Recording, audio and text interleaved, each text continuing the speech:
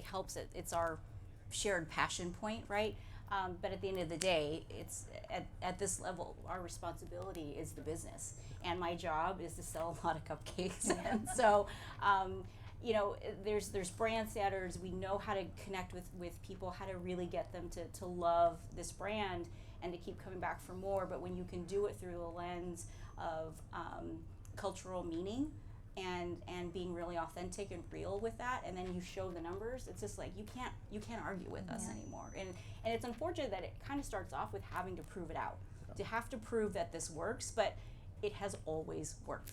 Yeah. And that's another great point about it always working. I've never met a marketer that has said, hey, you know, I did this thing where I focused on culture or a specific audience and I was truly authentic to how and it failed. Right. And so marketers trust marketers, right? Marketing is a tribe. CMOs are a tribe. And you believe each other far more than any other statistic, far more than the press, anything. And so to your points that you're making, that when you see the proof point, it helps. Can you all share any specific case study that you've seen success from with the crowd here to help move that needle forward? Yes, I mean, I also love talking about cake in general. So, but I'll try and keep it brief. But you know, we've done things. We had a Lunar New Year cupcake that we partnered with Gold House. We partnered with Nguyen Coffee Supply, and Sarah Nguyen is a female Asian founder. Incorporated her product to actually create a Vietnamese coffee cupcake, and her whole thing was like, you can't call it a Vietnamese coffee cupcake unless you're using Vietnamese coffee. Right. And all of these things we're building, and again, we saw sales peak every single time. That one is the highest selling flavor on record, Yeah. But we did a campaign where we wanted to focus on female chefs. And for me, it was really important, again, that we were bringing underrepresented voices to the table. So we brought in, you know, chefs from all over the country, but we worked with a chef named Claudette Cepeda. She's a Mexican-American chef. And what she did was she created a flavor that was pretty niche. It was based on a story with her grandmother. She would, as a kid, go and buy these little candies called Glorias, and she said, this means everything to me. Like, I eat this, and I feel like I'm home. And it's goat's milk caramel and pecans, and we're like, we can turn this into a cupcake. What ended up happening is, to date, it is our best-selling LTO that we've ever done. But it was also the emotional sentiment. We had our internal teams, our bakery teams, calling me, calling Claudette, texting her, DMing her on Instagram and saying, I feel like this one's for us. I never thought that this brand I would see myself in this brand in this way. We had guests telling us this over and over, that it was such a specific experience as growing up as a Mexican kid in the US.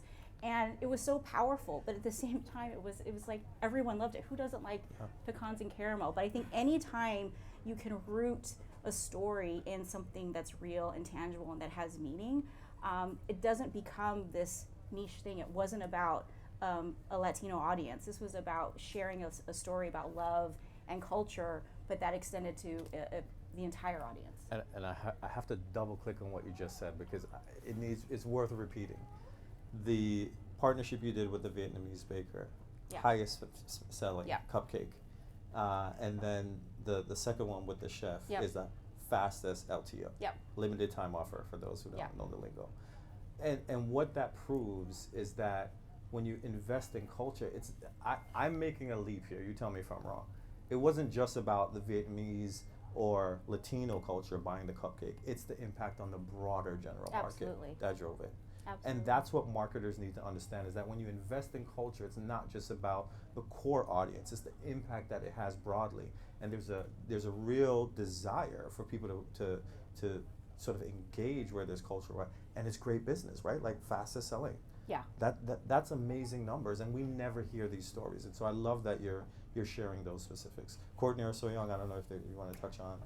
I'd be happy to share. So a little over 2 years ago, most people probably know EOS as like the lip balm, egg-shaped lip balm company. Right. A little over 2 years ago, we launched a body moisture line. And around, like a little before that, we had recognized the need to bring in more diversity, inclusion, and representation in our creator marketing. Creator marketing is a big part of how we market, because we are still a challenger brand. We want to go direct to our audiences. We tend to be targeting like younger Gen Z, young millennial audiences. And so we specifically set ourselves up with a target goal of having at least 50% diverse creators within our slate across multiple programs. But in body, in particular, we actually, because we were just getting it off the ground, we actually over-indexed to about 80%, over half of which were actually like amazing Black creators who are very involved in like the fragrance world and the beauty world. And to this day, we are the fastest growing body lotion brand across all of mass retail. We have held that for over 2 years. We are over-indexing within our consumer base. It's over 30% Black and Hispanic relative to the rest of the entire body category. So if you think about that, yes, absolutely, that growth isn't just being driven out of specifically Black audiences, Hispanic audiences, but the reality is, like, these are audiences who are passionate about the category, have disposable income, and want to see themselves and see what other people who are like themselves and who they trust and who are authentic voices have to say about this product. So absolutely, we 100% believe that the success that we're experiencing within this very important and, again, fastest growing, not only across mass, but fastest growing segment within our business, we absolutely link that success to the choices that we made to have a diverse representation within our creator marketing. Yeah, that's so in line with, we did a study that we talked about at Cannes with Nielsen, and actually a shout out, I don't know if Carell is in the room, but there's actually a panel we're doing, I believe it's tomorrow, on this exact point. So we partnered with Nielsen, and you're basically the case study for what our study said, which is that Black creators 10x, 10x the media value that they drive specifically in the lifestyle category when you work with them versus their peers. But the point that was also made in that study was that they get paid 35% less. And so here you have creators who are driving such amazing value, but we still need to fix sort of the pay gap, but is driving the fastest growth. And so, you know, I don't know a single marketer that wouldn't want to be earning market share or be the fastest growing in their category. Yet we're not, you know, we need to see more of these case studies really showing folks like this is a business investment that has an amazing, powerful outcome on the other side. Could I just follow that up? Because I think that, you know, as a team, we've been talking a lot about pay equity within creator marketing. It's a really murky and kind of gray area because it is so, there are a lot of layers in between the brand and the creator. But yet as an industry, I think as we are more and more increasingly turning to creator marketing, it's becoming a bigger part of the mix that we're all investing in, number one. Number two, it is increasingly becoming the fastest way for people to monetize their own creative capability, which creates a level playing field for diverse entrepreneurs. These are entrepreneurs who are like driving their own success. Then as an industry, I think the big question is like, how can we create more transparency in pay structures so that we can make sure that brands that want to do the right thing are doing the right thing, and that creators know what their value is and what their worth is. Yeah, I think that's a huge point, and there's a whole other panel we can do on sort of creator and pay equity. That's amazing, but it is a great point to make. I'm going to jump because I want to get through. We have some great questions here, and I want to get through as many of them as we can before we run out of time. Can you, given the results that you're sharing, you know, what challenges do marketers face when pursuing working with diverse-owned companies to drive growth, right? Because I still hear the questions, you know, when we walk into a room as Group Black and we're talking to a lot of, whether it's brands or agencies, we still hear these questions that we've heard for 20 years. Oh, is there scale? Oh, but does it work? Is the one that we always get, which is kind of the impetus for the panel. What are you hearing as marketers? Because I rarely find a marketer that doesn't believe that investing in diversity and diverse audience and working with diverse owned companies isn't a winning strategy. But there's definitely a challenge that you're still facing internally. So where's that coming from? I mean, I think it's coming from fear. I think everyone is always, you know, nervous and they want you to prove everything out with how you're spending your money. And I don't know why, you know, having diverse partners or who you're working with and equates to small. Like, it's never small. I mean, the scale is there, and these are incredibly talented individuals or agency partners or whoever it is. You know, we had my first cupcake baby was a matcha cupcake, and you know, we like to partner with brands that are up and coming or just established, but just feel like really fresh. And we partnered with a brand called Gold with Trinity Muzan Wofford, and she's an incredible black female entrepreneur. And I was like, I want to use her matcha, and we're going to use her matcha. And the discussion was like, does anybody know about this brand, or it's so expensive and it's bigger food costs for us. I'm like, I don't care, because there's a bigger principle attached to it, and our values align. Ticks all the boxes. And it wasn't until again you see the results and people see that it's not just because this person doesn't look like you or this agency doesn't look like what you expect, that it equates to being small. But I think that's sort of what I run into the most.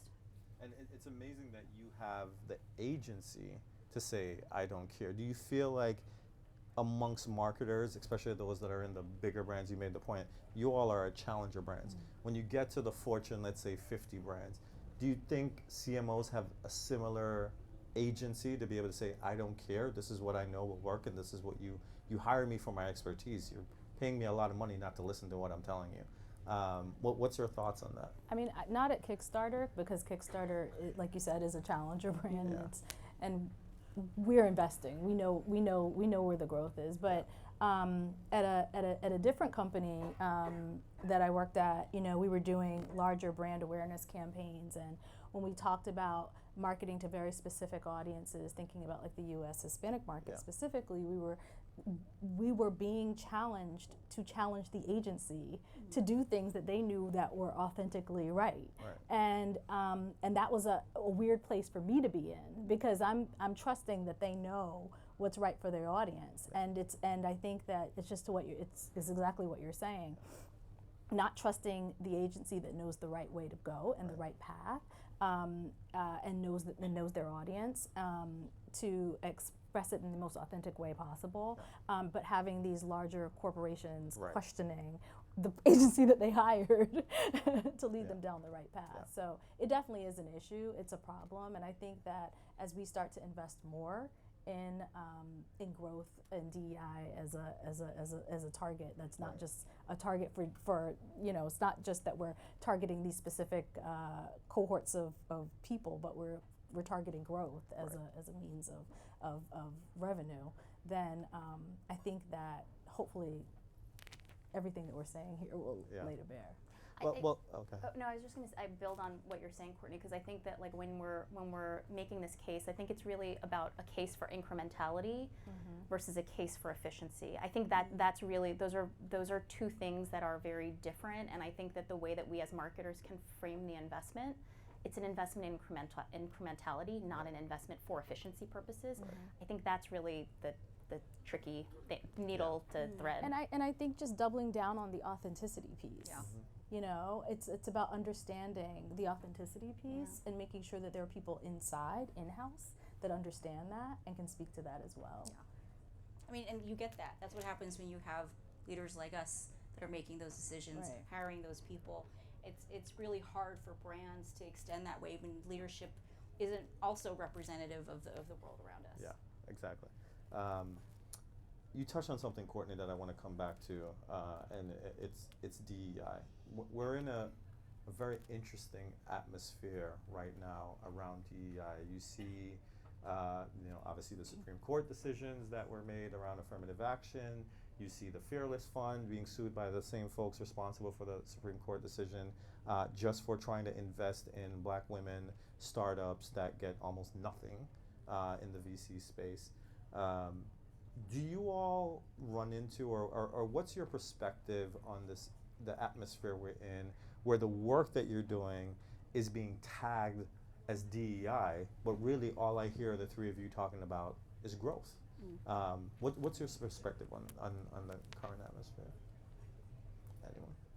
It's actually a little scary to me, quite frankly, because when I think about Kickstarter as a brand that offers an alternative funding model, you want people to feel safe, and you want them to feel as though this is an opportunity that they have to raise the capital that they need for whatever creative, innovative project that they're trying to put out into the world, without fear of being marginalized by some lawsuit because it's specifically geared towards Black women or whatever. And so I think that for me, you know, a lot of the things that we're gearing up for now as we go into our 15th year is the creative storytelling and telling those diverse stories. And one of the main ones that we always go back to is Issa Rae. Issa Rae has been able to, you know, take her brand to the next level off of, you know, starting a Kickstarter campaign, essentially. And so, you know, it's scary to me when you think about the marginalization of people that have started to make progress, now feeling like there's a bit of a backpedal or backstep. I think for us, honestly, it's we're a private company. I don't have to do anything because we're not reporting out on a report out to the street. We do it because it's good for our business. Not because, I mean, as much as I would love to only do things that make me feel good, at the end of the day, if it's not going to move the business, then, you know, I have to answer to my leadership on that. And we've just proven time and time again that this is good for business. And I mean that from the perspective of investments externally, but also those investments come to us because we have people internally who know what the landscape is. They know who the audience is. They know, you know, if I go back to the creator thing, they know which creators resonate authentically with audiences, not just sort of like who everyone's saying you should work with. So I do think it's inside and outside, and it's because it's good for business. Yeah, the inside-outside thing is really critical. I mean, you know, our business is considered hospitality. You think about restaurants, you think about QSR. So over 70% of our bakeries are led by female GMs. This is like unprecedented in the hospitality space. We're female founded. Candace Nelson, a female entrepreneur, started this company. 70% female GMs. Over 80% of our staff are people of color. In fact, our C-suite is majority people of color. And I'm just like, how are we not, like, we are the engine behind this brand. We're consumers as well, but it's just like, I don't know how we can operate without doing work that is representative of who makes up this business and also who is actually buying our products. Yeah, that's amazing.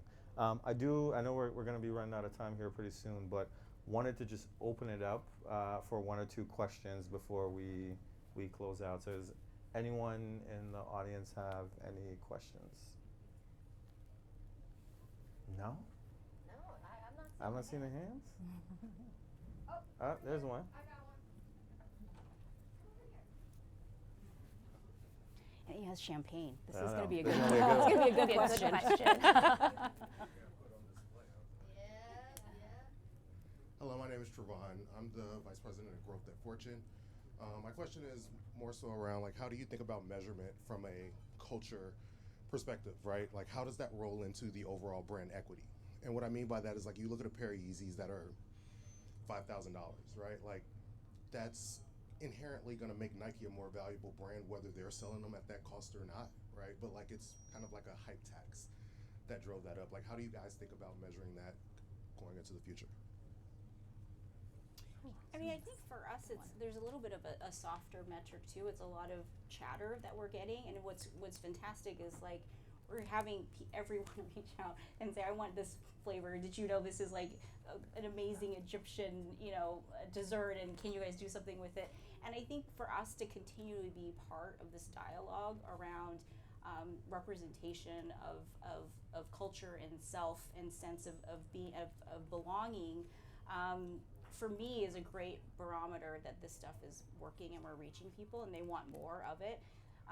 Outside of sales, I think having that kind of engagement has been really, again, helpful for me too to continue selling this in. I think, you know, I think it's a different world, like the world that I live in, and the product categories that I operate in versus like a Nike, and they're really tapping into that sort of like inaccessibility that helps to create a halo around everything that they do.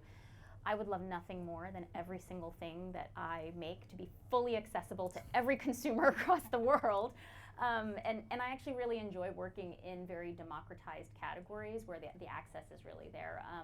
And the more people, and that means across all groups, across all diverse audiences who feel like they have a passion and enthusiasm for our products, the more I feel like we've actually done our job. Yeah, I would add that we're a multi-sided marketplace. So we are going after creators who then are going after backers to back their projects. So it's a bit of a different a bit of a different beast, but I would say that we're probably, for anything that we're doing, we're looking at engagement. We're looking at, how are people interacting with our socials? How are people responding to the stories that we're telling as a good barometer to know if we should plus up or plus down in terms of the storytelling. And that's what I'm using right now as a barometer for, how we go into the campaigning that we're about to do as we're, just starting to think about our ad campaigns for next year. This point of measurement came up in the last panel, and so I'm going to try to tie the two things together a bit. The point was made that when you measure and you look at the work that's done focused on multicultural, especially when you talk about the media aspect of it, where media companies, Group Black is only 2 years old, a lot of our collective members are still relatively young companies, not quite at the same place from a technology, measurement, all the things as the big, let's call it the big four, big tech companies. Do you get pushback on comparisons saying, well, here's what, here's what Group Black can do, but here's what I'm getting from, I don't know, Instagram? Does that factor into decision making when you look to scale your investment in this space, or where does that fall on the spectrum from a measurement perspective? I think that is where it kind of goes backwards to the earlier point around incrementality, because the reality is that only the big players will be the most efficient because they can afford to be. But you're not going to be able to reach everyone that you want to reach that way. Yeah. So we think about a lot, like we also think about engagement. Like we just recently did we did an activation at BeautyCon, for example. Yep. And just purely on the basis of the activation alone, I just couldn't justify it from a numbers perspective. Like, okay, there's this many people who are going to come to the thing, and we have our booth, and it's very expensive for a brand like ours. So instead, we said, well, how can we bring that price down? Right. We can bring 30 diverse creators as our guests into the space, have them create content and amplify that through all these digital channels that create the efficiency. So that was sort of the way that we kind of gamed it a little bit in order to get the numbers to work out. So I think that that marketers, we really have to figure out ways to make the math. And so if we can do that, then we can be doing good and doing good for our business too. Yeah. Bring in another question that comes to the point about making the math. Where do you think the role is between CMO and CFO, who's controlling essentially your marketing budget every year, and how are you translating, fastest growing in a category into, hey, here's what we did. Imagine if you gave me this much budget next year, what that could look like. How are you all translating from the successes you have to increasing the spending and the market share in this space that represents such growth? It's that, and I think we always have to build a case, or I feel like everyone's having to build a case, and also always be besties with your CFO. I was about to say, you become right? best friends I'm like with you the CFO. just gotta be tight like that. But I think similar to you, we're privately held, and so I have a lot more freedom, and I think the way that we think about marketing and the business is, I'm very fortunate. We take risks, and we're allowed to test things and see if they don't work, but so far, it's all worked. So I'm just like, just give me the money.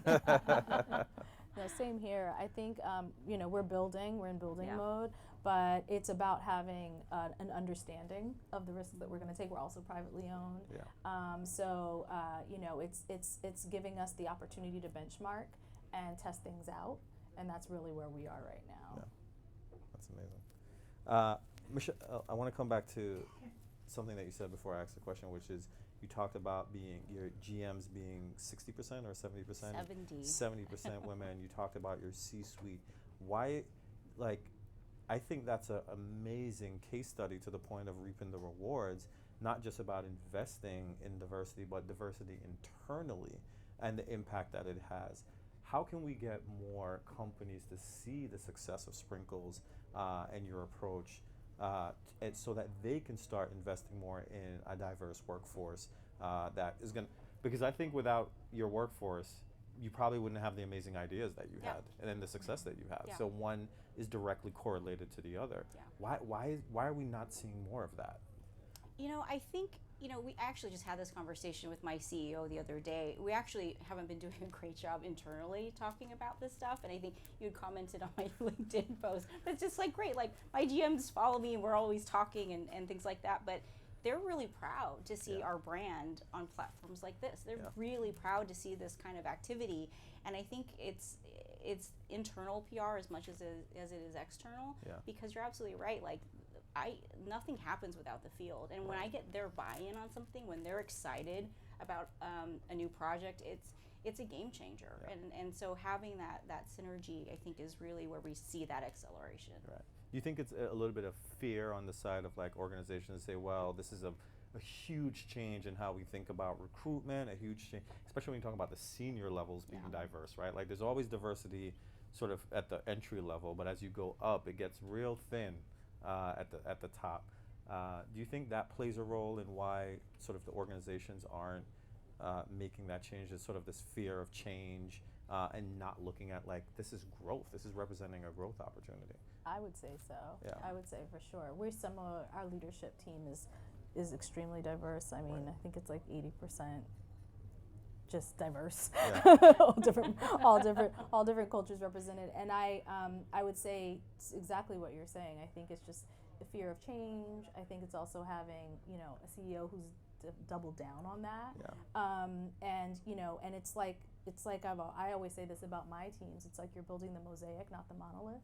You want to have that diverse representation, so that way, your tone of voice is authentic. You're coming in from a multitude of experiences, and everything that you're putting out into the world feels, like you were saying, around knowing the right influencers to go after, not necessarily the mass. It's that inside knowledge that's really, really important. It starts to externally, it takes it externally as well. Amazing. I love that. I'm using that. Oh. Mosaic, not the monolith. Yeah. Love it. And two more questions, because I know I'm getting a wrap here pretty soon. We're almost out of time. One is on this, you all shared some amazing examples. One of the challenges that I know that we have at Group Black is we will run amazing campaigns that have amazing results in terms of foot traffic to store, in terms of products being sold out, in terms of even on an awareness side, video completion rates. That is a high value metric. Yet when I go to most of the brands and say, hey, can we share this on our website? We don't have to share spend, we don't have to share any of that, but can we share the results? Is usually oh, no, I don't. It becomes very guarded. Why? I'd love your thoughts on why brands, especially in this space, are so hesitant to share some of the specific results of the amazing campaigns that they're doing. And like, here's a public case study. I did this program with these partners, and here were the results. Because we see, if I go on TikTok right now, I'll see their case studies on their business page. If I go on Instagram, they'll have it. But yet we struggle to do that in this sort of minority-owned media space, or even for creators or other areas of marketing.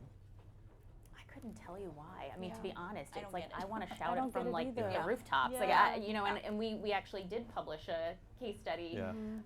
on some of the work that we've been doing. So I think like if there's anything, this is like a rallying cry to Yeah. all marketers. Like just share. Share it. Please Yeah, share. absolutely. It'll make you look smarter. Absolutely, yeah, absolutely. I absolutely agree. I don't know why you wouldn't share that, especially if they're great numbers. Yeah. I mean, I'm like, put it everywhere. yeah. Right?